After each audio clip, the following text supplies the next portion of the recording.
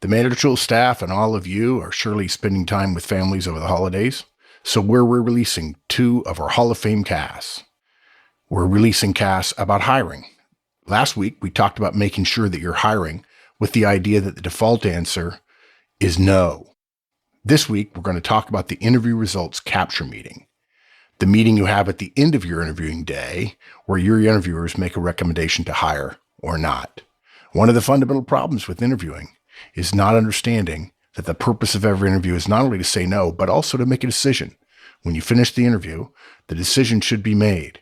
You don't go into a discussion to discuss the candidate. You go in to make a recommendation, hire and not hire, followed by specific behaviors in the interview that show evidence of what you're looking for. I hope you enjoy it. Hope you had a wonderful Christmas and New Year's season. See you next week. Here we go. Welcome to Manager Tools. Today's topic, the interview results capture meeting.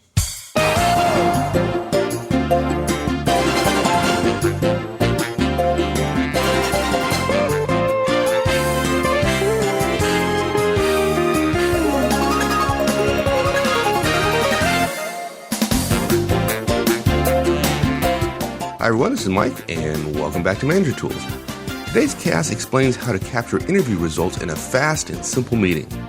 Now, one of the things we've learned over the years is that bad hiring is easy and good hiring is hard. It's easy to hire someone who isn't going to work out. Just do one interview, don't dig for details, don't listen to the doubts you're feeling, and don't interview for the soft skills. Of course, this is what happens far too often.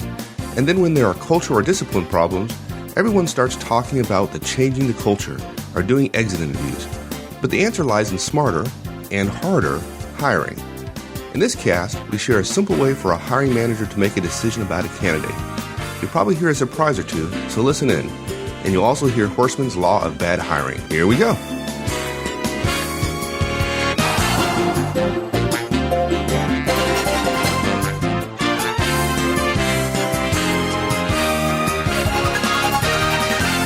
This is another one of those areas in my career that I really felt gave me an advantage over other managers or my peers or contemporaries. Yeah, totally. We've talked about this a lot.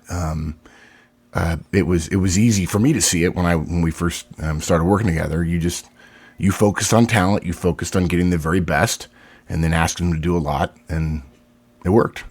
Yeah, it just seemed, I don't know, so obvious to me that hiring or acquiring people was, and acquiring great people was really the ultimate advantage. It was the thing that was going to set me apart from everybody else. Because, of course, it wasn't what I did that was important. It was what other people did. Yeah. Before I ask you to explain that word acquiring, I'll just tell you, I've seen it too many times, too many managers. They get in a pinch and they engage in Horstman's Law, or they engage in behaviors that loosely fall under the title of Horstman's Law of Bad Hiring, which is every warm body has a halo. Look, if you're comparing the person you're thinking about hiring to the amount of work that gets done in the role when nobody is in the role, then everybody looks good, right? They're just a warm body. The problem is the comparison shouldn't be between that person, however bad they are, and no work getting done. The comparison should be between that person and the best person you can find. And we don't, and in that case, the math doesn't just include the amount of work output. It also includes the amount of HR issues, the amount of stress and frustration of coaching and feedback, and probably late stage coaching you have to do for somebody who is just a warm body. And managers just want to fill the hole. And so if it's just a hole you see, putting a body in it is better than nothing. But that's just the problem, that in today's organizations, better than nothing is not a standard. Right. Okay. And that, if folks really realize the value of what you just said, we could end the cast right now and they would have gotten their money's worth. That's right. Yeah, just hold out, no matter what. The reason interviewing is hard in great companies is because they want to say no. And they want to keep saying no over and over and over again until they find the right person, because, the only thing worse than an open position is filling it with a warm body. Yeah. Cool. Okay, but now go back. You said it seemed obvious to you that hiring or acquiring great people. So help everybody understand acquiring. You and I talk about that a lot. Yeah, sure. Well, I think that most managers mistakenly think that when you have an opening, what you do is just go out and hire. Sure. But there are really three ways to fill an opening, at least three ways the way we think about it. Right. Hiring, developing, and then acquiring. Yeah, we could talk for days, or at least we have at least one other cast on developing as one of the three. Oh heck, there are probably 10 casts on that. Yeah. But okay. So let me answer the question on acquiring. What I mean is that when we as managers have openings, we don't have to go outside the firm or the organization. Right. Acquiring just means knowing where the good people are in other parts of the organization and then bringing somebody over internally. Yeah, and in your case, you knew who the good folks were, in part because you had established a track record, and so they wanted to make themselves known to you, right? That's the great thing about knowing good people is when you achieve results, good people want to get to know you. It makes it a lot easier. But because you knew them, you were able to acquire them for your team without the hassle of external hiring and open recs and all that kind of stuff. Exactly. Okay, so that's only somewhat related to this cast. We're really going to talk about one piece of the long process of talent management. So why don't we lay out specifically what we're going to talk about today? Yep, good. Okay, so this cast is about what effective managers do once they've finished interviewing a candidate. And we recommend a very simple 3-step process. And quite frankly, Mike, when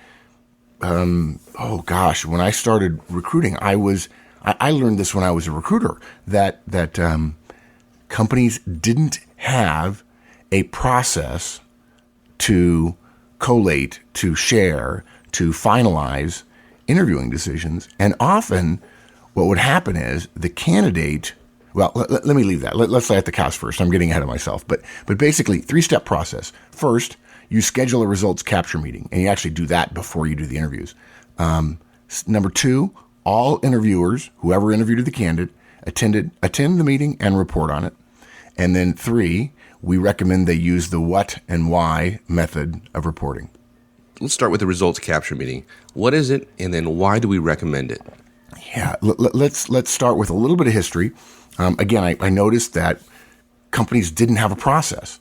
And the reason at first I saw the process as being helpful is that in candidates' minds, in terms of speed, they assume that once they've been interviewed, the company knows enough to make a decision, yes or no.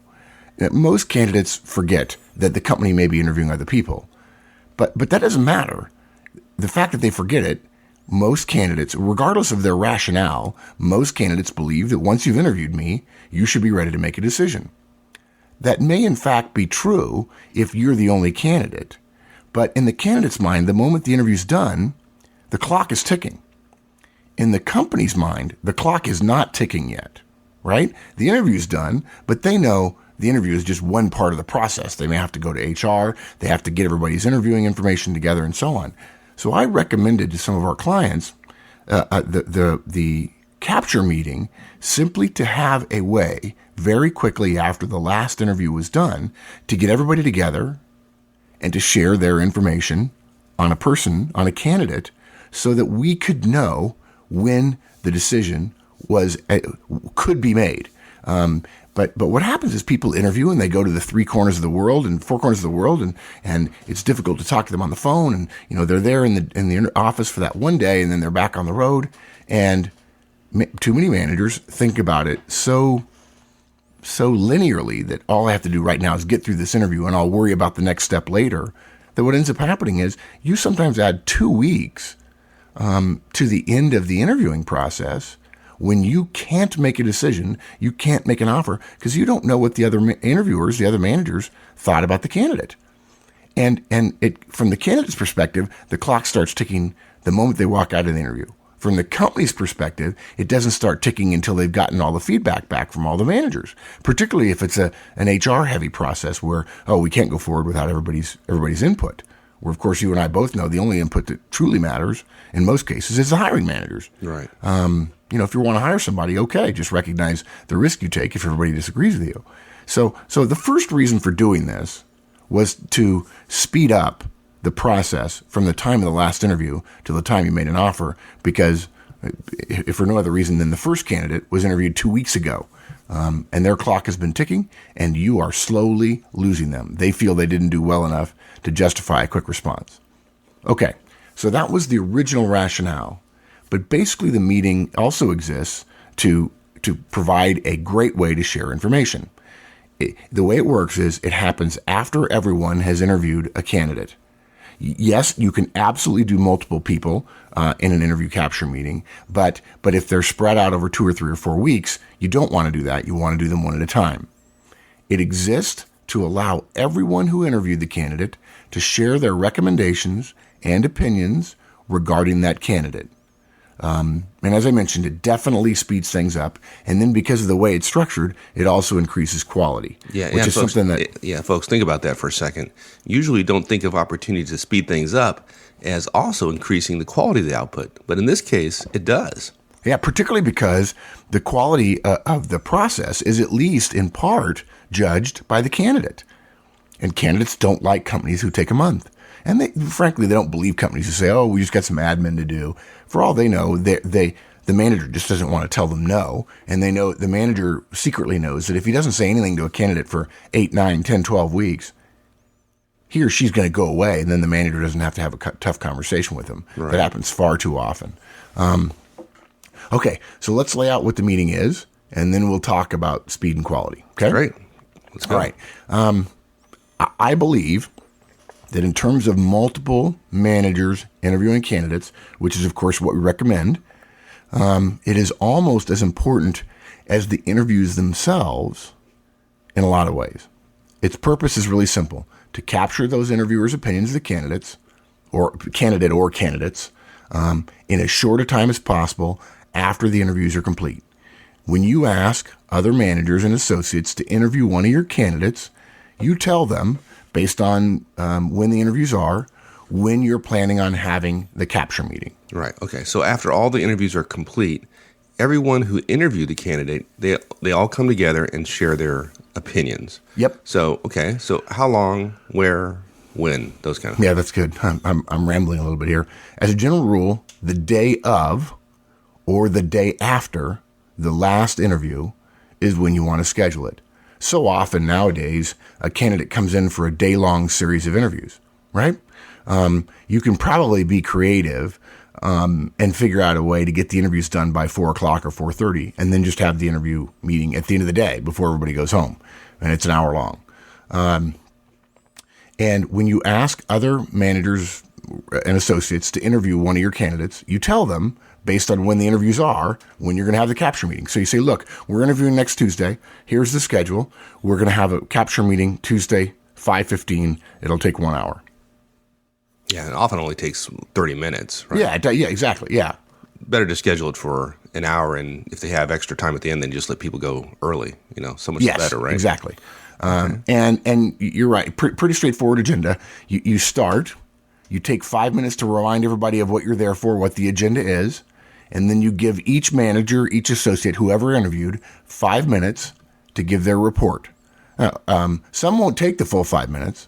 As a general rule, we don't recommend allowing comments on every person's report. In other words, let's say, Mike, you're the hiring manager and you've asked me to interview somebody. I do my report. We'll tell you the format of the report in just a second. As I'm interviewing or as I'm reporting, you're not asking me questions about it. We wait until everybody's shared their report, and then you allow open discussion. And this is a critical point.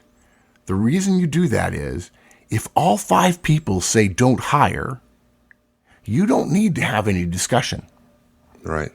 If all 5 people say hire, you may want to have some discussion, but you want to wait and hear what everybody says. If it's 4-1, positive or negative, that changes how much time you would spend on any one person's comments. Right. So you don't want to start debating what you saw versus what they saw and their interview versus your interview. You don't want to do that until all the cards on the table. Right. And, you also don't want to create this this groupthink mentality where people feel there's a consensus being built as the results are being read back. So the last person, say I'm the fourth person to talk about it, and there was enough discussion that I know the hiring manager feels a certain way, I changed my opinion. I used to say don't hire, and now I say hire. And that just defeats the whole purpose. There's another thing going on here too. Managers, let's say you and I are associates. We're both managers. I interview some of your guys sometimes. You interview some of my folks sometimes, right?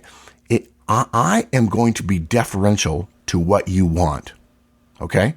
I am going to, the normal behavior of managers after interviewing is to defer to the hiring manager. So, yeah, there were some good points. I hear phrases like, when I sit on meetings like this, it's like, well, there were some good points, or, I could see why you'd like the guy, or, I had some concerns, but, I think he'd work out. And the whole idea is, I'm telling you that because I may have one big negative, but it may not be a big negative to you. And if you didn't see it, I'm not going to fall on my sword about it. The problem with that is that you're right. Everybody goes in wanting to defer, waiting to see which way the wind's blowing, and then they're off the hook, right? Exactly. Right? They don't have to say why, yes or no, and that's why we have a specific recommendation for how you report. But it does no good to have a group of interviews, a series of interviews by other managers, and then have them all walk into a room and defer to one manager. You might as well just have the one manager, the hiring manager, interview them. Right. Just save the time. So that's why you do the reporting first before you have the open discussion. Good. Okay. So a little bit more about the agenda. Yeah, basically, you welcome everybody at the top of the hour. You walk through the agenda, and then, in 5 minutes, we have the first report. At 10 minutes, you have the second report. At 15, you have the report 3, 20, report 4, 25, report 5. I can't imagine you do much more than five manager interviews, but you could have 10 people interview, right? That will take a lot longer. And then in a 5-person series of interviews, after 30 minutes, everybody's reported, including the hiring manager, who goes last, by the way. And then you have 30 minutes of open discussion. And as you mentioned, very often that open discussion can be quite brief. The great thing about the way we recommend people report, and again, we'll talk about that in just a second, is that it tends to make things really obvious really early. And you don't often need 30 minutes to have a discussion about everybody agreeing or disagreeing. Right. Yeah. Especially if all 5 said no, then that's pretty. Yeah. Look, and if I'm the hiring manager and everybody else says no, boy, I better know what I'm doing if I want to say yes. Yeah. Now, does the hiring manager, have an obligation in this meeting to make a decision and announce to the group in the meeting itself? Oh gosh, you know what? I'm amazed that we hadn't talked about that. Of course not. No, it's his decision. This is input, sharing input with the hiring manager. Hiring manager can do what he or she wants. But if, in fact, we have a collegial, a collaborative, which is what everybody tells me all the time, corporate style, corporate culture, okay, fine, then let's not have people waste their time and interview people if we're not going to listen to what they have to say. And right now, the present systems in too many places is the interviews happen, but then everyone defers. And so we're really not listening to what they say unless somebody really is smart and falls on their sword and says, I did a good interview and I really think you're making a terrible mistake because the rest of you don't know how to interview. But no, the hiring manager absolutely does not have a responsibility to report back to everybody at the end. This is input to help her make her decision. Right. Right. And if you're inviting people to the meeting that you don't trust in terms of their interviewing skills, then just don't invite them. Don't have them interview. Yeah. That was interesting. When you started to say that, you said, if you're inviting people whose interviewing skills you don't trust, I said, well, okay, wait. Yeah, why would you do that? Right. We wouldn't invite them because we wouldn't have them interview. Right. Okay, well, I'll just be clear because you didn't put that in the steps. Exactly. Yeah. Okay. So I know it's there are listeners out there who are thinking, man, it's hard enough to get people to interview. Now I've got to get them to come to another meeting. I mean, how do I get them to do the interview and then come to this meeting? Yeah, we get that a lot. It's a absolutely fair question. The answer is simple. Mention a couple of less than great hires.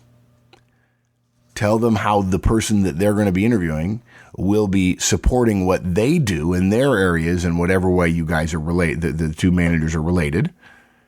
tell them you'll always be able to help them with their interviews, and tell them finally that once they see this meeting in action, they'll want to do it themselves, guaranteed. Yeah, we've seen a number of times where one manager starts doing this, involving other managers in the interviewing process, and then pretty soon, a year later, you come back, and this is just the way they do interviewing.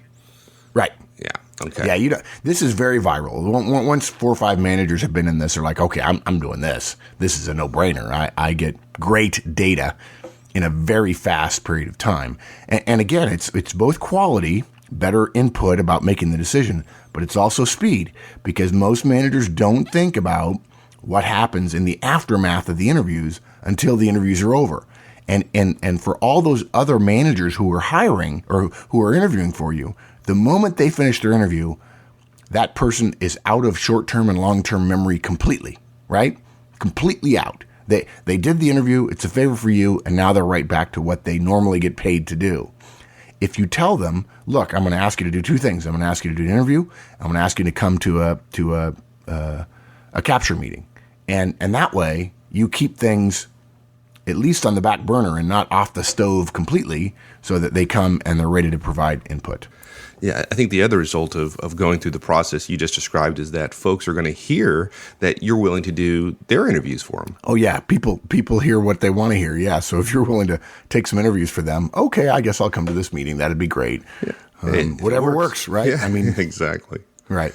Okay, so that's the meeting structure.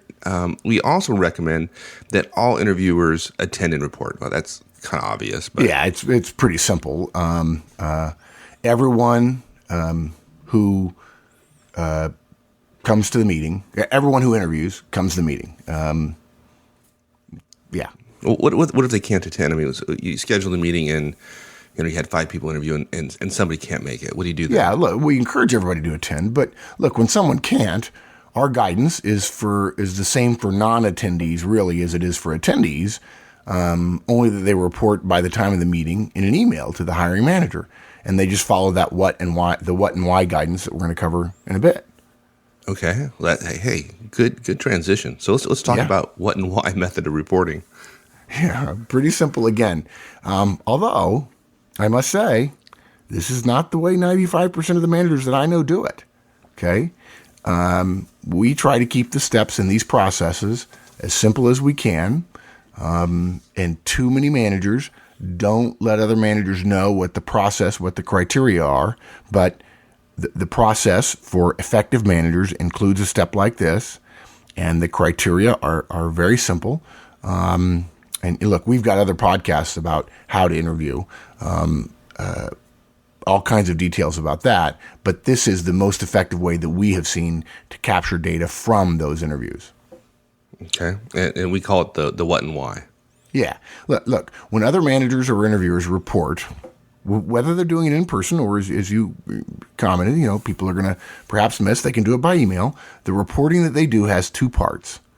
First and foremost, and this is where you must be willing to fall on your sword, so to speak, to get people. This is the crux of the meeting. The first and foremost thing they do is they recommend, based on their interview with this person, based on what they understand of the role they're interviewing for and the person, they recommend that the hiring manager either hire them or not hire them. Just that. Hire, not hire. Yes, no, up, down, whatever you want to call it. Nothing fancy. This is the ultimate bluff or bottom line up front. Yeah. No story. Yeah. You don't say, I really liked him. In fact, if I remember sharing this with a junior manager, somebody who had just been promoted, and they had a couple of open recs, and they were struggling with what to do and how to interview and so on. So I helped them create an interview, and basically it was a quick and dirty interview a number of years ago. And then I told him, I said, now look, you're going to have other people more senior to you in your interview capture meeting. You're going to have to run the meeting. And when they come in and do what they've done for years and years and years, say, let's talk about this guy. Boy, he's sharp. And you say, oh, time out. You're going to have to absolutely stop them and say, whoa. All comments start with hire or not hire. If you've interviewed, whatever you've talked about, however long you talk to the candidate, whether you're from the same school, anything else, it doesn't matter. You say hire or don't hire. That's my recommendation. And like I said, I promise you, managers are going to want to talk about their interviews, about their experiences with the candidate, something specific that was said, something else entirely. It doesn't matter. Yeah, the thing I've they seen have to start with is hire or don't hire, either in email or in person. Yeah, this storytelling I've seen over and over and over again. It goes to what you were talking about earlier about how did you put it? They want to hang back, right? They want to see which way people are leaning. Oh, absolutely. Yeah. They want to avoid making a decision. And look, some people just want to avoid disagreeing with the hiring manager because you scratch my back, I'll scratch yours. If they're later interviewing somebody, they want you to support them if they really want to hire that person. So they want to defer to you if you're the hiring manager. But the whole point of multiple interviews is getting different points of view. Okay? The problem is that too many managers start off a meeting or even just a two-way phone conversation, if it's only two people who have interviewed, with the thought of avoiding having an opinion. And the hiring manager doesn't get the benefit of others' inputs. And look, this is a way that you learn and grow as a manager in your organization, is by hearing other managers talk about what a candidate said and what it meant to them. You're going to learn a lot about different managers, about the company, and so on. And you and I both know that they violate, Horstman's 10th law all the time, which is they think that avoiding failure is the same thing as seeking success. And plenty of managers are just afraid of being wrong. So they didn't realize they're going to have to make a decision. They just were going to do an interview. And that's so funny to say, well, I didn't know you wanted me to make a decision. I just thought you wanted me to interview. The very basics, the very core of interviewing, folks, is to make a decision. It's not just to talk to somebody. It's to make a decision. Yeah, that's so a great when managers point. say, well, I don't think you wanted me to make a decision, they'll focus on the details. They'll focus on the commonalities or a couple of things that stood out or something funny, because interviews are a pressure cooker for many, many people. And so funny things tend to happen in interviews. I've had a few happen to me. And they just skip over, just don't want to talk about what they would recommend. They don't want to be on the hook for what they recommend. Yeah, and we didn't talk about it specifically, but it's worth pointing out here that before, when you announce the schedule and you have the interview set up and you've announced this meeting, it would be a wise thing the first time around, at least, is to let them know what the process is going to be and let them know, hey, when you come to this decision meeting, you're going to have to say hire or not hire. So make sure they know they're on the hook before they do the interview. Yes. Yeah. Okay. And the first words they say are hire her, don't hire her, right? Black and white. Yep. Okay. What about afterwards? Right. Okay. So look, this is where they've made their recommendation, and now they have to support their recommendation based on what they saw and heard in the interview. Again, one more time, we urge you to require recommendations before support. Managers want to talk about what they saw and what they heard and how interesting it was, what clever conclusions they drew. People want to psychoanalyze people and talk about their mothers, but that none of that matters nearly as much as whether they recommend hiring or not hiring. But once they do that, we do have a structure we recommend interviewers follow, right? Yeah, sorry. I keep going back to that hire, don't hire. Yeah. When you give your interview feedback to whomever you owe it to, you give it to them in 3 or 4 parts. Okay, depends on the type of interview and what qualifications you have to be interviewing. So you say hire or don't hire, and then you say the 4 parts: interpersonal, cultural, skills, and finally technical, which you may or may not provide input on. You only provide input on the first 3 if you're not qualified to talk about the technical aspects, okay? If we're interviewing a project manager in an IT organization and you're the marketing person that they have to support and you're lucky enough to be in the interviewing queue, you're probably not going to give feedback on the technical details of their job. So in that case, you would essentially only give feedback on the 3 of the 4 areas using the what and why format. And here's the what and why format. For interpersonal, you basically say, how well did they interact with you and why do you say that? So you've already said hire or don't hire, and now you say interpersonal. I like the way they interacted with me. For instance, they did this in the interview, or they said that. Yeah, and Manager Tools listeners would immediately start thinking about behavior, right? There you go. When you talk about why. Yeah, we hope that we don't have to say that out loud, but yes, exactly right. Interpersonal, then cultural. How well do you think they fit with your company? And again, why do you say that? What behaviors did you see? What words did they say? How did they say them? What facial expressions, what body language, what work product did they talk about that caused you to determine that you think they'll fit well with the firm? And by the way, when you ask managers to do this, there are some managers who are not ready to do it, and they'll say something like, well, he just felt right to me. Those are the managers that you want to ask less frequently to do interviewing for you in the future. You think? Yeah. So this is also a great weeding out process for you about the kind of managers you want interviewing for you. Yeah. And by the way, if you're a senior manager, this is a great way to determine who you may or may not want to work for you in the future. Yes. Going back to that acquiring. Interpersonal, cultural, and then we've got skills. What you saw in the behavioral questions, right?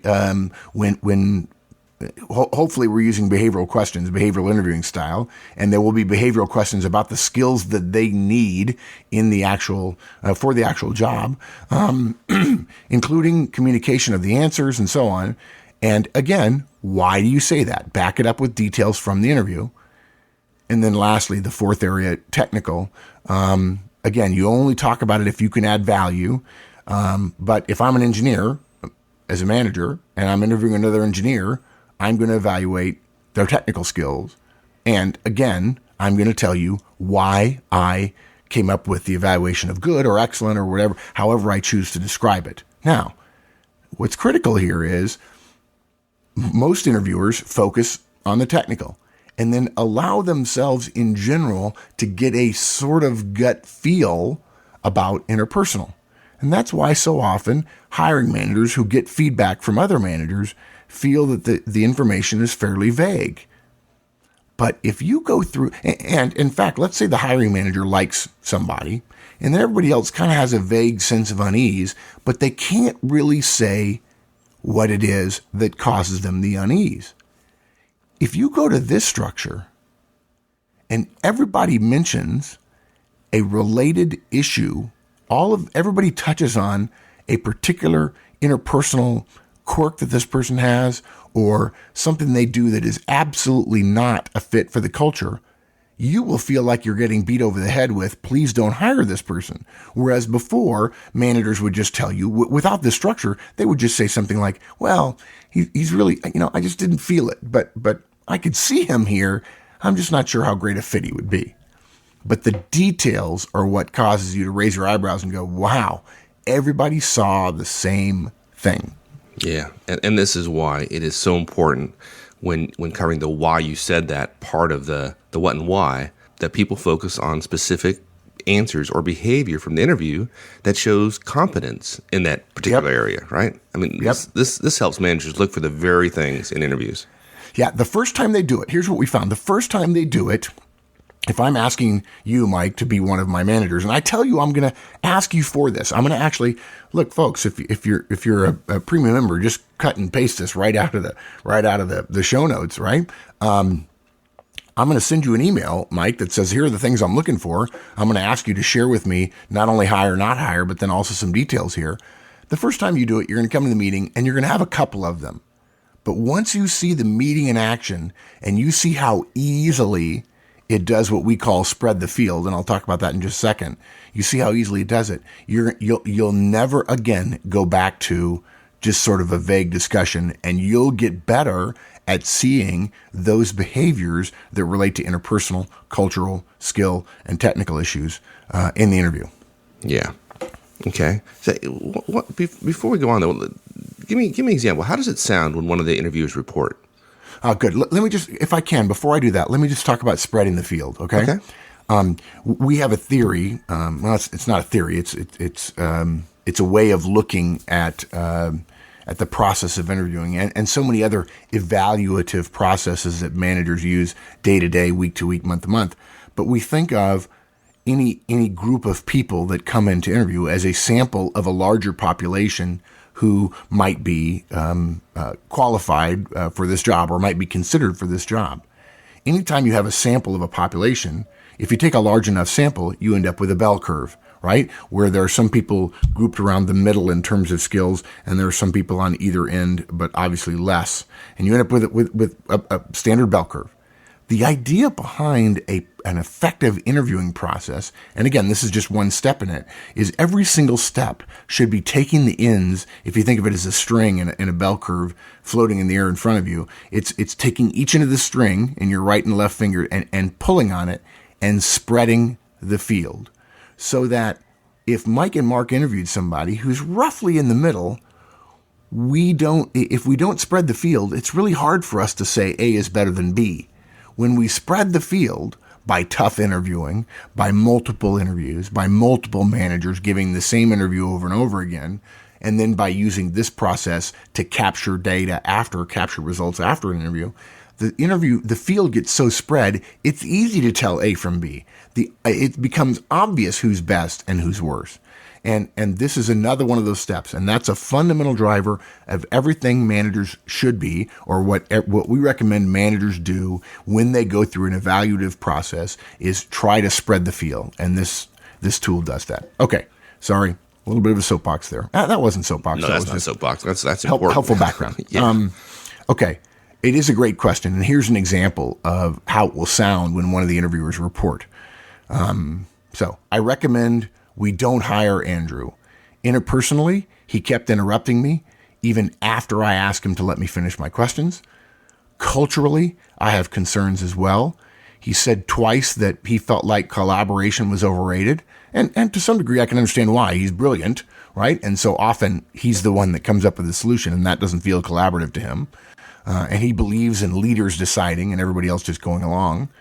Skill-wise, no question he could do the job. I mean, he just totally stood out to me. He told me about his success bringing a difficult project in on time, and I was terribly impressed by that.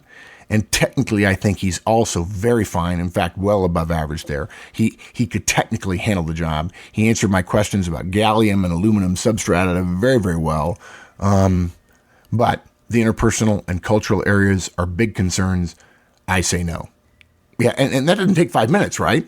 It took 2 minutes, and so we may be able to be done if everybody briefs that in that much detail, and that's a lot of detail, but takes less than 5 minutes, and nobody interrupts, and we don't have to talk about each person's recommendations until we're all done. You could even argue that you mentioned 30 minutes; it could be done in 15 minutes if everybody says no, right? Yeah, yeah. Well, it's unfortunately, I wish it were different, but it's unlikely that you're going to have 5 people interviewing and be that crisp, at least at the beginning. Yeah, exactly. But the structure will get them there. And if you ask the same 2 or 3 or 4 people to help you 2 or 3 or 4 times, your meetings are going to get shorter and shorter and better and better. And that goes to the issue that we talked about earlier of quality and speed. Quality gets better and speed gets faster. I love processes like that. Yeah, well, I'm sure it won't surprise people that you could start here doing this with interviewing, and then at some point you'll start seeing that crispness and preciseness extend to other areas of management. Yep. But we'll leave that for another cast. You know what? I just thought about this. You know what you actually could probably do? And come to think of it, it's actually happened to me. I just never thought about it until now. I've seen people back into better interviewing by using this as a way to capture from interviews that are not behavioral, right?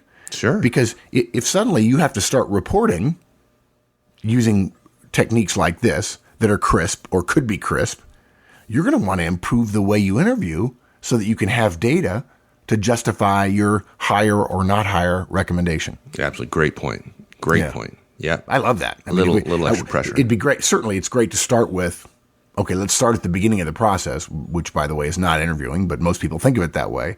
But if we can back into better interviews because of just this meeting, I'm all for that. Absolutely.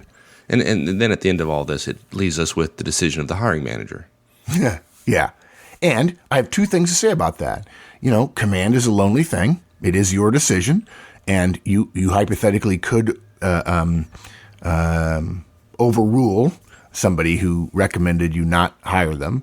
But on the other hand, we find again that this process does spread the field, it will make your decision a great deal easier.